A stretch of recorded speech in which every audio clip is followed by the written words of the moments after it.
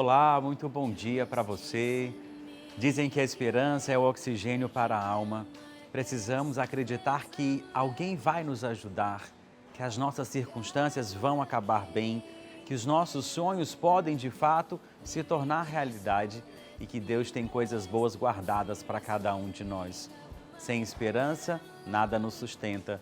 Perdemos o ânimo, as forças vão se acabando e acabamos desistindo.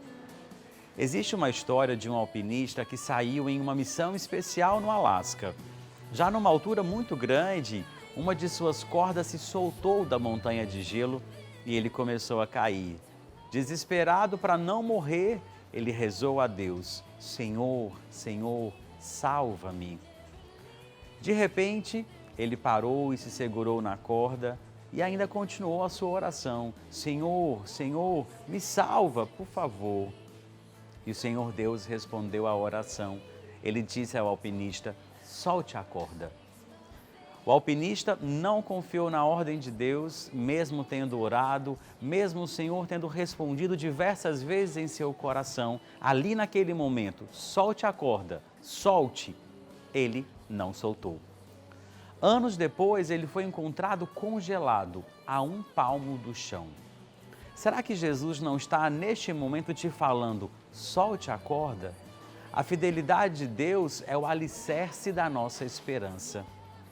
Assim como fez o profeta Jeremias do Antigo Testamento, podemos olhar além das nossas circunstâncias e acreditar na fidelidade de Deus. Jeremias, ao ver que Jerusalém estava em ruínas e as promessas de Deus revogadas, confiou na natureza imutável do Senhor. Quando compreendemos o quanto Deus é fiel e confiável, podemos suportar muita coisa. Problemas de saúde, dificuldades financeiras, disfunção familiar, estresse, solidão, qualquer provação de vida. A fidelidade de Deus nos oferece esperança. Seu amor e compaixão jamais terão fim.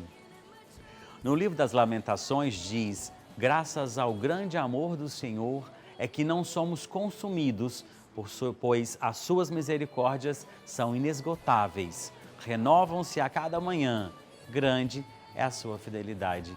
Esse é de fato um segredo, ou melhor, o segredo para uma vida de alegria e paz duradouras. Saber que o Deus Todo-Poderoso, perfeitamente amoroso e sábio, vai nos ajudar todas as vezes que a Ele recorrermos. Tal conhecimento nos liberta do medo, nos motiva para continuar e nos permite visualizar possibilidades. Mesmo que certas circunstâncias possam estar contradizendo a fidelidade de Deus, sabemos que Ele não nos decepciona. Você acredita nisso? Aqueles que seguem Jesus são chamados não apenas para confiar em um Deus fiel, mas também para declará-lo ao mundo que tanto precisa de esperança. O Deus bom, soberano, santo, sábio, justo, amoroso e fiel oferece a redenção a todos os pecados, a restauração de toda perda e bênçãos no lugar do desespero. Ele é o verdadeiro Deus, Ele é toda a esperança e nunca vai desapontar você. Jesus está te esperando. Ele está te esperando neste mesmo lugar onde você está, do jeito que você se encontra. E você pode o encontrar. Basta abrir o seu coração. E no programa de hoje teremos uma conversa bem especial sobre a Santa Ceia. Você costuma comungar todas as vezes que vai à missa?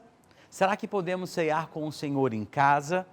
Vamos tirar essas e outras dúvidas relacionadas à Santa Ceia hoje, aqui no nosso encontro. Já vai deixando aqui o seu like, ativa logo o sininho que o Mais Fé começa agora.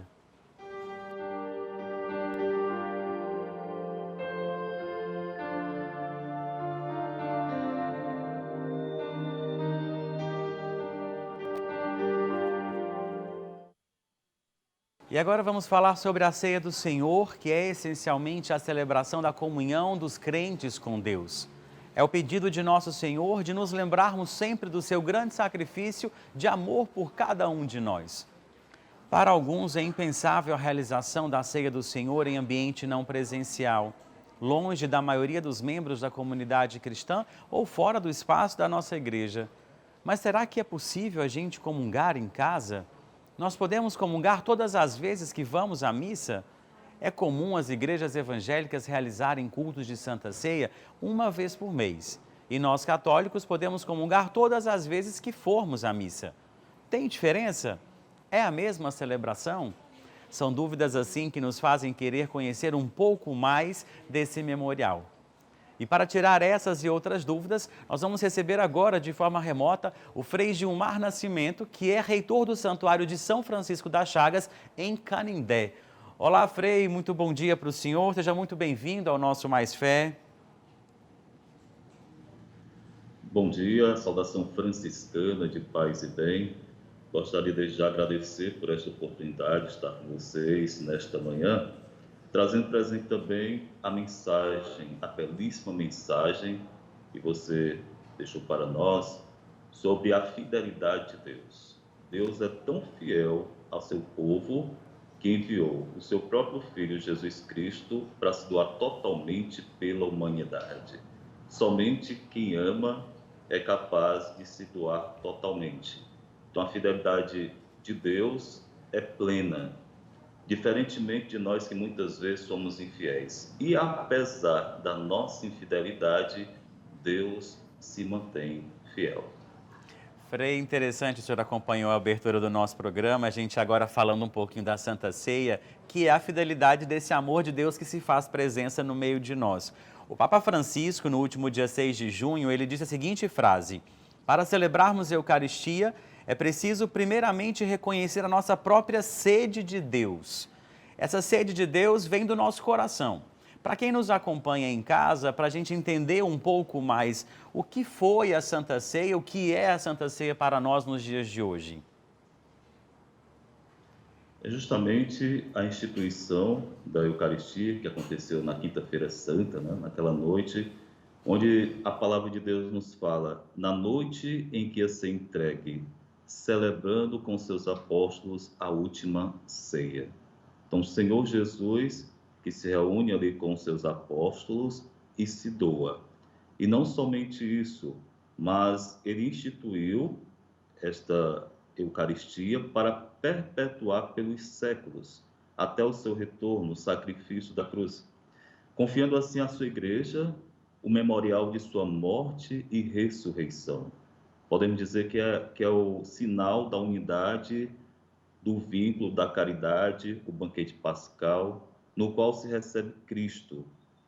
Então é importante a gente perceber, nesse momento, a doação de Jesus por todos nós, mas que nós também, enquanto igreja, recebemos essa missão de dar continuidade a partir de tudo aquilo que ele nos ofereceu através da sua presença aqui na Terra. Portanto, a Quinta-feira Santa, a instituição da Eucaristia, é uma oportunidade para nós lembrarmos sempre desse amor grandioso que se doou totalmente pela humanidade em vista da comunhão, em vista sempre do amor pleno. Frei, voltando à pergunta que eu fiz anteriormente, citando o Papa Francisco, sobre a sede de Deus, nós temos algumas igrejas que têm a comunhão diária, que têm a missa diária, o acesso à Eucaristia diário. Algumas pessoas talvez tenham essa dúvida. Eu preciso ou eu devo ir à missa só aos domingos? Eu posso ir todos os dias? Todas as vezes que eu for à missa, eu posso comungar? Há uma orientação? Há um impedimento? O que o senhor nos diz sobre isso? Bem, em relação à participação da Santa Missa, se você participar diariamente, você pode comungar. Até porque existem os dois banquetes, né? O pão da palavra e o pão da Eucaristia. E nós devemos participar, né, dessas duas mesas. Porém, é importante uma preparação, não pode ser de qualquer jeito, né? Então, para receber a Santa Comunhão, deve-se estar plenamente incorporada à Igreja Católica, né? Tem que fazer parte da Igreja Católica, está em estado de graça, ou seja, sem consciência de pecado mortal. Quem estiver consciente de ter cometido algum pecado grave, precisa recorrer ao sacramento da reconciliação antes de se aproximar do banquete da Eucaristia. É importante também a prática da oração, né? Uma vida de oração, essa busca por Deus, assim como também a prática do jejum e a prática da caridade. São elementos essenciais para que a pessoa possa verdadeiramente participar, né, da comunhão, receber Jesus na Eucaristia, se fortalecendo espiritualmente e assim assumindo um compromisso com os irmãos e irmãs. Se Jesus veio, se doou totalmente por nós, logo aquele que recebe Jesus deve também se doar por seus irmãos e irmãs. Interessante que o senhor fala sobre a preparação. Deixa eu adiantar um pouco uma pergunta. Muitas pessoas talvez não têm conhecimento, então talvez assim erram ou pecam por falta do conhecimento. O famoso jejum eucarístico, que a gente às vezes não tem esse acesso ao entendimento, aquela 1 hora antes, os 30 minutos logo após. O senhor consegue explicar um pouquinho para quem nos acompanha sobre esse jejum eucarístico que é necessário? A questão do tempo, nós sabemos que, sobretudo nos nossos dias, é bem desafiador devido a tantas atividades, a tantas outras coisas que acabam dificultando uma maior preparação, né, para a celebração eucarística, mas o importante é que haja a preparação. Mesmo o tempo sendo curto, não sendo 1 hora ou meia hora, sendo alguns minutos, mas contanto que realmente a pessoa se volte, né, para esta preparação. Porque muitas vezes se participa por obrigação, é diferente, né? Por obrigação você faz, mas você não vive o momento. Então, quando você participa realmente de coração, com todo o seu ser, você vive plenamente aquele momento. Então, nós somos convidados, ao participarmos da celebração da Santa Missa, a nos colocarmos totalmente neste momento celebrativo, nos preparando para receber a palavra de Deus, para receber o próprio Jesus, mas, sobretudo, se comprometendo posteriormente com esse Jesus que eu recebi na Santa Missa. É preciso verdadeiramente se voltar mais para o Senhor e, assim, cheios do Senhor, nos comprometer realmente com uma realidade melhor a partir do nosso testemunho. Portanto, é importante a preparação para que nos voltemos para este momento com todo o nosso ser. Deixa eu fazer uma pergunta para o senhor. Na ceia hebraica era realizada em casa, né? A ceia hebraica é realizada em casa, com todo aquele protocolo que a gente encontra no livro do Êxodo. Na ceia cristã, no caso, com a presença de Jesus, foi dado ali o pão e o vinho como um sinal da presença fiel de Deus ali. Hoje em dia, a Santa Ceia, a ceia eucarística é o banquete do Cordeiro na missa. Mas eu queria saber, alguém que está em casa, por um acaso, vai perguntar: ah, padre, mas eu posso fazer a Santa Ceia na minha casa? Eu posso realizar a ceia na minha casa, entendendo que é a ceia do Senhor? Porque essa dúvida, às vezes, ressoa dentro de nós e a gente não tem uma explicação plausível para isso. O senhor consegue tirar essa dúvida para a gente agora? É muito importante a gente ter a seguinte clareza, né? Eu, em casa, posso assistir à Santa Missa, mas eu não posso comungar porque eu não estou na igreja recebendo ali o corpo e sangue. A gente costuma dizer comunhão espiritual, né? Se você está assistindo, então você faz uma comunhão espiritual, aquela intimidade com Deus. Agora, para receber Jesus, você tem que receber lá na igreja, na missa, né, no momento, porque existe a consagração. É importante lembrar da transubstanciação, que significa justamente essa conversão de toda a substância do pão na substância do corpo de Cristo e de toda a substância do vinho na substância do seu sangue. Então, para nós, é importante ter essa clareza que a partir da oração eucarística, da palavra de Deus, que é ali realizada pelo Espírito Santo, ocorre essa conversão. Ou seja, existe realmente o corpo e o sangue de Cristo. Lembrando que alguém em casa pode receber o corpo de Cristo, se é uma pessoa enferma, idosa que não pode ir mais à igreja, então o padre ou o ministro da Eucaristia pode levar Jesus até essa pessoa, né? De acordo com a caminhada da igreja local, com a paróquia, né? A comunidade. Então, para nós, realmente, existe um momento da consagração, que aí o padre, né, que foi ordenado para poder também, persona Christi, né, realizar a consagração. Frei, deixa eu adentrar agora um mistério que para mim pessoalmente é algo maravilhoso, que são os milagres eucarísticos. Nós temos o primeiro milagre que aconteceu na Itália, o milagre de Lanciano, onde numa certa celebração, um monge, após celebrar, viu que o cálice se tornou um pedaço de carne, né? Foi colocado num relicário, depois foi feita toda uma pesquisa científica pela NASA e foi comprovado que aquele vinho se tornou um pedaço de carne, é um pedaço de carne humana do miocárdio, do coração, e foi se comprovado esse milagre eucarístico, aconteceu no ano 700 depois de Cristo. Como é que o senhor traz para a gente essa experiência dos milagres eucarísticos nos dias de hoje? Então, trazendo presente a própria palavra milagre, né? Milagre eucarístico, trazendo presente que para Deus tudo é possível, sobretudo se tratando de um sinal para a conversão, para a nossa transformação. Porém, nós não podemos ficar somente na admiração destes milagres, mas devemos assumir aquilo que Jesus fala na sua palavra, né? Ide pelo mundo inteiro, anunciai a boa nova, curai os enfermos, expulsai os demônios. Ou seja, aquele que se alimenta de Jesus, né, percebe os milagres que são importantes, né, que deve ajudar também no fortalecimento da nossa fé e nos impulsiona a assumir esse compromisso com o próximo. Porque se Jesus se doou totalmente, doando seu corpo e sangue, ele nos dá esse exemplo para que nós também possamos assumir essa partilha.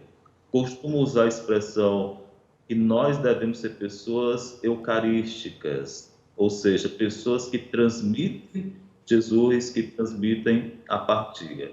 Então, os milagres existentes devem nos ajudar no fortalecimento na fé, mas, sobretudo, no compromisso com uma realidade melhor a partir de Jesus. Só para a gente encerrar, uma última pergunta. Nós comungamos na hóstia, na partícula, né, que é o fragmento da mistura da farinha com a água que se torna. Algumas igrejas comungam diretamente na fração do pão, no pão físico ali, né, que é feito. Como é que o senhor explica essa diferença de comunhão, de ceia eucarística, de banquete, baseado na Bíblia, na refeição, na Santa Ceia? Na verdade, para nós, enquanto Igreja Católica, né, existe todo um processo, né? E a gente tem que olhar um pouco a história, né? Toda essa caminhada até chegar ao momento de hoje. Contanto que a gente possa ter sempre o cuidado necessário, de acordo com aquilo que a igreja prescreve, né, com o passar do tempo, porque existe verdadeiramente essa comunhão, né, a partir, como você colocou, né, por exemplo, da hóstia que nós utilizamos, isso tudo para que nós possamos ter esse cuidado, esse zelo, né? Então, a questão da utilização de um pão, como em alguns momentos se utiliza, sobretudo no Corpus Christi, né? É utilizando também os elementos necessários, mas tendo cuidado para que não haja, muitas vezes, por exemplo, o cair no chão de uma partícula, porque ali também é o corpo de Cristo. Se é consagrado, a gente deve ter o zelo necessário. Então, daí, quanto mais cuidado nós tivermos, melhor. Então, o zelo que nós devemos ter para com o corpo e o sangue de Cristo, daí aquilo que realmente, né, é feito com esse cuidado. Então, muitas vezes não é utilizado o pão, porque quando você parte o pão, existe a tendência de cair, né, algum fragmento. E aí a gente tem que levar em consideração que ali é o corpo de Cristo, né, o sangue de Cristo. Frei, muito obrigado pela sua presença, direto de Canindé, do Santuário de São Francisco das Chagas. Obrigado pela companhia do senhor. Se eu quer deixar alguma mensagem para quem nos acompanha nesse momento, por favor, fique à vontade. Quero agradecer a oportunidade e também convidar você que nos acompanha, que possa visitar, mesmo sabendo dessa situação que nós estamos, de pandemia, visitar o Santuário de São Francisco das Chagas, de Canindé. Nós também estamos nas redes sociais, realizando toda uma programação semanal, sempre transmitindo a espiritualidade franciscana, o segmento de Francisco a Cristo, e também fazendo com que as pessoas se aproximem mais de Jesus, e aí falando de Jesus Eucarístico também, né? A partir do exemplo de São Francisco, que foi um santo que trilhou os passos de nosso Senhor Jesus Cristo, não somente recebendo Jesus na Eucaristia, mas vivendo esse Jesus a partir desse contato íntimo no seu ser. Por isso, se comprometa mais com a igreja, nos acompanhe através das redes sociais e que nós possamos vivenciar sempre esta comunhão fraterna. Muito agradecido. Obrigado pela companhia do senhor, que Deus abençoe. Em breve a gente se encontra, se Deus quiser. Obrigado. Tchau. Precisamos comungar, precisamos ceiar. Quando temos uma vida de oração íntima, contamos com a ação da graça do Espírito Santo que nos une a Jesus Cristo. E é o Cristo quem toca o nosso coração com a sua graça para que possamos amar a Deus. No entanto, esse toque do Senhor depende da nossa ação. Como ele diz na teologia, ex opere operantes, ou seja, depende da oração que fazemos. Mas ele não quis nos deixar assim, tão dependentes de nós mesmos. Jesus quis nos dar um dom precioso que são os sacramentos. E de todos os sacramentos, o mais importante é a Eucaristia, pois nela está o próprio autor dos sacramentos, que é o Cristo. Na Eucaristia, Jesus nos toca fisicamente. Então, na comunhão, temos aquele momento precioso em que ex opere operato, ou seja, automaticamente, independente de uma ação nossa, o Cristo está nos tocando. Nesse momento, Cristo se faz presente, como está escrito no Apocalipse. Eis que eu estou à porta e bato. Quem ouvir a minha voz, eu entrarei e cearei com ele. Este encontro com Jesus é uma refeição espiritual. Existe uma canção do diácono Nelsinho Correia que me faz viver esse momento com a Eucaristia com mais intimidade. Ele canta assim: não comungo porque eu mereço, disse eu sei, ó meu Senhor. Eu comungo, pois eu preciso de ti. Pense nisso. Muitos, graças a Deus, já estão vacinados, outros ainda estão à espera desse dia. E se vacinar é um motivo de alegria e de comemoração. Estar na fila esperando a chegar a vez, ouvindo uma música ao vivo ou um show de humor, então, no nosso país Ceará, tudo é motivo de alegria. Vamos entender melhor essa história na reportagem de Carlos Henrique Costa. Seu Wilton não via a hora deste momento chegar. A imunização dele aconteceu no SESI da Parangaba. É uma segurança a mais que a gente tem, né? De toda a campanha de conscientização, mas a vacina é uma das partes mais importantes, né? Da gente, tão esperado por todos, né? Acho que até idades menores do que a minha, né? Tudo é esperado, né? Para deixar tudo mais feliz, nada melhor do que um forrozinho, né? Esta é a banda Forró Popular Brasileiro. O vocalista ressalta que o projeto veio em ótima hora para os artistas tão prejudicados com a pandemia. Bem, para mim é duplamente satisfatório pelo fato óbvio dos artistas, não só eu, mas como outros artistas estão passando necessidade mesmo por conta circunstancial, essa questão da pandemia e tal. E é duplamente satisfatório porque é num espaço e numa ação que é super necessária, sabe, que salva vidas, entendeu? Então, quer dizer, para mim é duplamente. E em relação à questão dos artistas, é uma iniciativa sensacional do governo municipal, da Secretaria de Cultura do município. O projeto Vacinarte surgiu em março deste ano. A sugestão foi de um artista. A ideia isolada deu certo. A ideia da Secretaria de Cultura é fazer com que os artistas se apresentem durante todo o processo de imunização. Qual a ideia do Vacinarte? É tirar o estresse, que muitas vezes as pessoas vêm, estão numa fila, aguardando. Vocês sabem que algumas pessoas estão marcadas para 10 horas da manhã e chegam 8 horas da manhã. Outros chegam 2 horas da tarde, mesmo estando marcado às 10 horas da manhã. Então, para compensar isso aí, nós pensamos em colocar um ambiente mais agradável e surgiu o nome Vacina com Arte. Os artistas que se apresentam no projeto Vacinarte estão cadastrados em uma plataforma da Secretaria de Cultura de Fortaleza. Aquela mesma onde os profissionais puderam solicitar o auxílio emergencial. Por aqui, o objetivo é alegrar um momento que já é de muita alegria e deixar mais intenso o sentimento de esperança. Gente, coisa boa sempre tem público, coisa de qualidade sempre tem público, não é verdade?